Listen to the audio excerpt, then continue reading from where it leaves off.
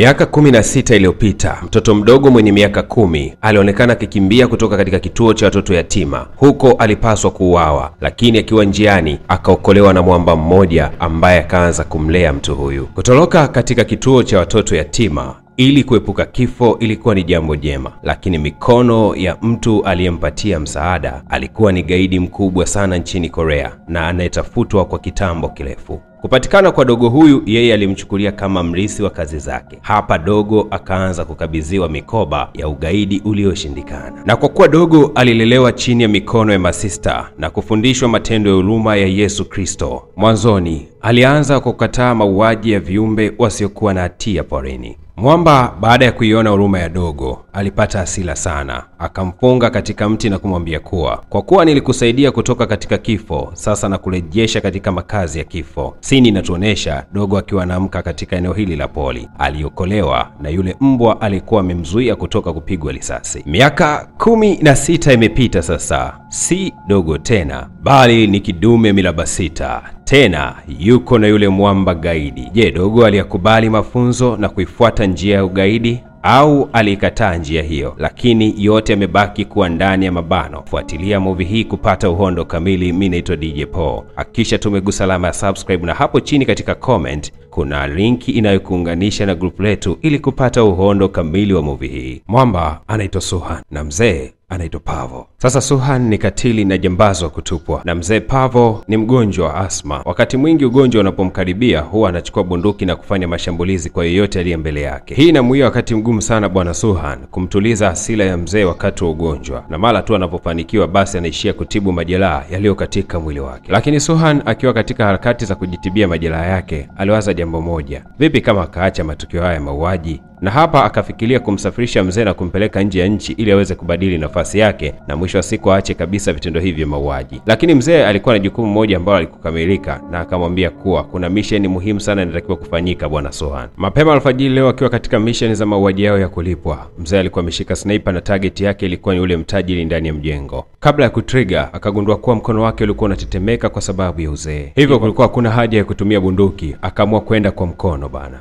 Piga mkono kwanza walinzi. Wakati huo anaendelea kusonga kuingia ndani, akaweza kushtukiwa na mtoto huyu mtajiri hapa ndani. Aliposhtukiwa tu mkono ukapigwa kisawa sawa. Na kwa kuwa mapigano haya yalikuwa yakihusisha sauti za miguno ya ngumi, basi walinzi walizidi kuongezeka na mashambulio zidi ya mzee akawa yamezidi. Kumbuka kwamba katika misheni hii Suhan hakupanga kuja na hakukubali kabisa kuja kufanya misheni hii. Mzee akiwa amedungwa kisu, Suhan akajitokeza na kuweza kuwalamba wote risasi walikuwa kimshambulia mzee. Lakini mtoto mtajiri akamchukua mzee kama mateka. Mwamba hakutaka kupoteza muda, akapanda juu ya air vent na huko akatega mabomu na akaenda kumzimisha mzee na kumwambia kuwa apige simu kwamba asimzuru mtu yoyote, na endapo akamzuru mtu yoyote basi atakufa. Ikabidi mzee kufanya hivyo. Msimuue mtu yoyote. Akatoa taarifa hiyo katika simu na mzee Pavo akawa ameachiwa. Kwa hiyo jamaa akarudi kwa mzee Pavo na kuweza kumsaidia. Sasa wao wakiwa wanajua kwamba hii mchezo ni mabadilishano kati ya maisha ya mtajiri pamoja na mzee Pavo. Kumbe bwana Suhan alikuwa ametega mabomu katika nyumba hii. Pindi walipotoka yote akawa amelipuka. Akamtoa eneo hilo moja kwa moja akampeleka mpaka nyumbani. Huko akaanza kumfanyia matibabu, lakini mzee hakuwa tayari kufanywa matibabu kwani aliamini kuwa huu ndio ulikuwa mwisho wake. Jamaa alijitahidi hata kumpea dawa lakini mzee alikataa. Neno la mwisho ambalo mzee Pavo alizungumza kwa Suhan, alimwambia samani kwa kutengenezea mazingira na maisha ya ajabu ambayo unaishi sasa hivi. Na akamwambia kuwa anaunga mkono wazo lake la kuacha kabisa shughuli za ujambazi. Mara baada ya kifo chake anaomba Suhan asiendelee na matukio ya mauaji. Suhan alilia sana mara baada ya kumpoteza mzee huyu na akalitendea kazi wazo la kuacha kabisa shughuli hizi za uuaji. Baada ya maziko ya mzee, Suhan alipokea ujumbe katika simu yake. Alikuwa ni mtu ambaye anadai kwamba anaelewa background nzima ya maisha ya Suhan, lakini ili aweze kumwambia kuna watu wako 6 anatakiwa kuwaua wote, na kila atakapokuwa anamuua mtu mmoja basi atakuwa anaambiwa kuhusiana na jana yake ama kwa maana ya utoto wake na familia yake.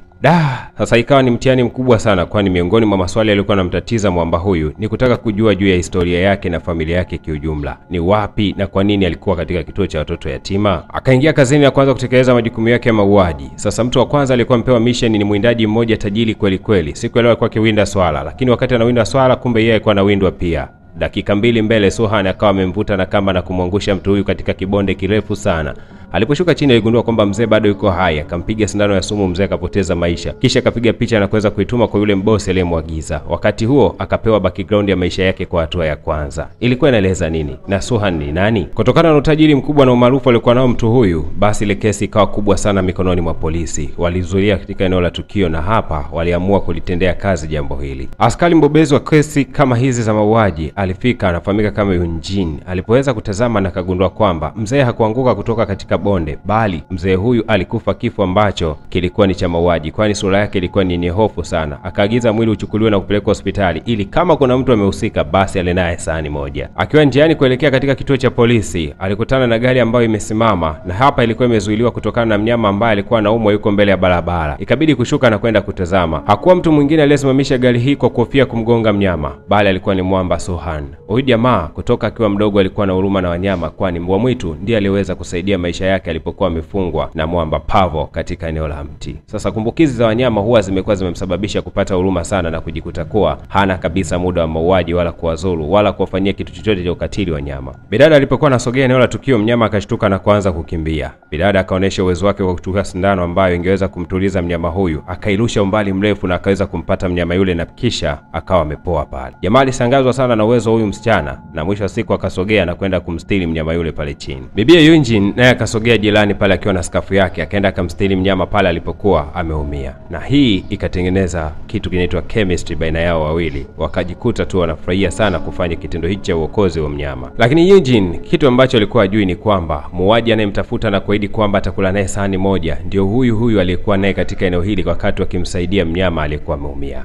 We kaka, nimemsaidia mnyama wako, unampakia kwenye gari tu, alafu hata bila kusema asante. Jamaa akakumbuka kwamba hajalelewa katika mazingira yote ya kushukuru kila wakati. Akasema asante kwa kumsaidia mnyama. Lakini alipoweza kutazama aligundua kwamba skafu ya bibie ilikuwa tayari imeloa damu. Akampatia kadi na kumwambia hii ni kadi ya hospitali. Kama utahitaji malipo yoyote kuhusiana na hicho kilichotokea kwenye skafu yako, basi utapiga namba hii ama moja kwa moja utakuja katika hospitali yangu, nitaweza kulipa gharama zote ulizoweza kuzitumia katika kuharibu skafu yako hii. Siku nyingine tena mwamba Suhan anaonekana katika mgawa wa kawaida kabisa hapa nchini Korea. Ndani ya mgawa kulikuwa kuna ugomvi mkubwa sana miongoni mwa hawa wanandoa wawili. Mke alikuwa anadai ada ya mtoto, lakini mwamba anasema hana hiyo pesa. Akaanza kumshushia kipigo kizito mke wake. Sasa jambo hili ili Suhan aweze kuachanisha ugomvi huo, akajifanya kana kwamba anahitaji chakula hapa ndani. Baada ya kupewa chakula, angalau jambo hili liliweza kupunguza ugomvi miongoni mwa hawa wanandoa. Basi akahudumiwa na mwisho wa siku akaondoka na kuelekea katika hospitali inayohudumia wanyama. Ndani ya hospitali hii ya wanyama ambayo mara nyingi Suhan huwa anapenda kuwaleta wanyama waliopata majeraha na wakuta huko mapolini, basi inamilikiwa na bidada mmoja mdogo sana, muhitimu tu wa shule kidato cha 6 hivi, anaitwa Soji. Bidada huyu amekuwa akimpenda mara nyingi sana Suhan, ila anashindwa kumweleza ukweli juu ya kile ambacho anakihisi ndani ya moyo wake. Na leo kilichomuumiza zaidi ni mara baada ya kumshuhudia Suhan akiwa ameweka skafu ya kiki karibu kabisa na eneo alikuwa amekaa, kitu ambacho kikamuumiza sana na kumuuliza Suhan, hiyo skafu ni ya nani? Lakini Suhan hakutaka kabisa kuzungumzia kuhusiana na hiyo skafu, kitu ambacho kwa kinamuumiza zaidi bidada huyu anayefahamika kama Soji, mmiliki wa hiyo hospitali ya wanyama. Ikamkata sana vibe Soji, kwani kila swali kiuliza alikuwa anajibiwa kifupi sana. Mwisho wa siku akaamua tu kwenda zake. Lakini huku katika hospitali ambayo inadili na masuala ya uchunguzi wa masuala ya kiuhalifu, bibi alikuja kupokea vipimo vya ile maiti ambayo ilikutwa katika eneo lile la mapoli. Na daktari anasema kwamba alikutwa yule maiti katika eneo lake la shingo, alikuwa amepigwa sindano, na sindano hii inaonekana kuwa ilitumiwa na mtu ambaye alikuwa anatokea katika mgawa mdogo sana ndani ya mji huu. Moja kwa moja ikabidi kwenda mgawani pale ambapo bwamba alionekana akiwa anaachanisha ugomvi kati ya wale wanandoa wawili. Sasa imekuwaje tena yule ndio amehusika katika mauaji, ingali wote tunajua kwamba Suhan ndiye aliweza kufanya mauaji yale? Kamanda wa polisi Bibi Hajin akiwa amemweka chumba cha mahojiano huyu mwamba aliyekutwa katika mgawa na anaaminika kwamba yeye ndio aliweza kufanya yale mauaji. Jamaa akawa ametoa tena sindano nyingine akataka kujipiga. Kumbe huyu ni mlevi wa madawa ya kulevya ambao huwa anatumia kwa njia ya kujidunga sindano. Sasa bidada ni mzoefu sana wa kesi kama hizi. Akatazama sana hii issue inavyoenda, akagundua kwamba huenda huyu sio mhusika kwa sababu yale mauaji yalipigwa kiprofessional kiasi ambacho akiangalia akili za huyu mwamba wa mgawani anaona haziendani kabisa na aina ile ya mauaji. Baada ya mabishano marefu sana pale kituoni, wengine wakisema kwamba mwamba amefanya mauaji na wengine wakisema kuwa hakufanya mauaji, wakiongozwa na bibie hapa. Sasa ikawa ni kitu ambacho kikawa ni kesi ambayo inachanganya sana vichwa vyao. Mwisho wa siku akaamua kuifunga kesi ile,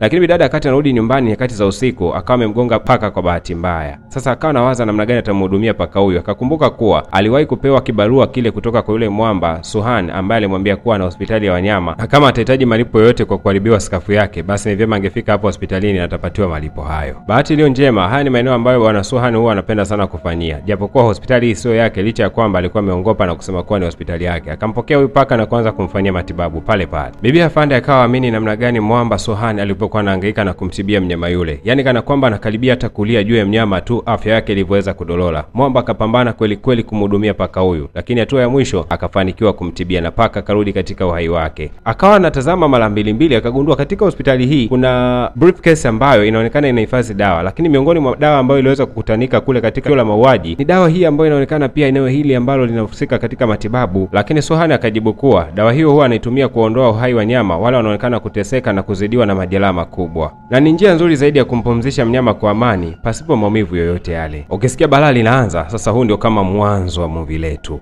Bwana njia pekee ya kuweza kunishukuru ni kujiunga ndani ya group langu la WhatsApp. Link inaonekana hapo katika ukurasa wa comment. Unaweza kugusa hapo na kupata taarifa juu ya miendelezo inatoka wakati gani na wakati upi ambao tunatilia kazi kama hizi. Lakini kama unahitaji kuipata kazi hii ikiwa imetafsiriwa kwa lugha ya Kiswahili kwa maana series nzima, basi njoo na buku mbili lako kwa maana 2000. Mwanzo mpaka mwisho kazi hii utaipata ikiwa iko full, imepigwa maneno ya Kiswahili bomba kabisa. Na kukumbusha tu kitu kingine, kama unapitia changamoto yote katika mtandao wa YouTube kwa maana kwamba unamiliki channel ya YouTube ambayo haitembei lakini pia masaa yake hayaendi, ama unapitia changamoto katika malipo, ni vyema ukanitafuta kupitia nambari hizo za simu, tutakupatia solution nzima. Recap sehemu ya pili inafuata baada ya hii, lakini unakaribishwa pia inbox kuweza kupata kazi hii iliyotafsiriwa kwa lugha ya Kiswahili.